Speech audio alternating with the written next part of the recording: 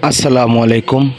তো আমি আপনাদের মাঝে উপস্থিত নতুন একজন উদ্যোক্তা। আমার ইউটিউব চ্যানেলের নাম হচ্ছে হাওলাদার গোট ফার্ম।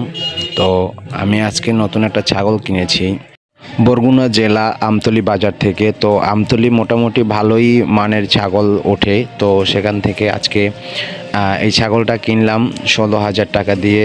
তো এটা একটা বড়ি ছাগল। তো যার কাছ থেকে কিনেছি উনি বলেছে যে এটা গাভীন হয়েছে, 1 মাসের ভিতরে বাচ্চা দিবে। তো হচ্ছে দেখা যাক কি হয়। তো তারপরে পাশাপাশি আরও একটা ছাগল কিনেছিলাম তালতলি থেকে, খাসি ছাগল, আলহামদুলিল্লাহ মোটা তাজা ভালোই। তারপরে এটাও কিনেছিলাম তালতলি থেকে, খুব সুন্দর মানের ছাগল, মোটা তাজা আছে ইনশাল্লাহ। এগুলো কোরবানিতে সেল করব।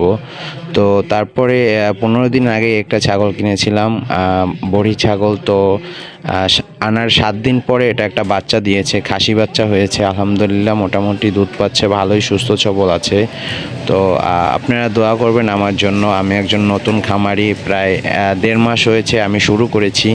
তো আপনারা ইনশাল্লাহ আমাকে সাপোর্ট করবেন, সাথে থাকবেন।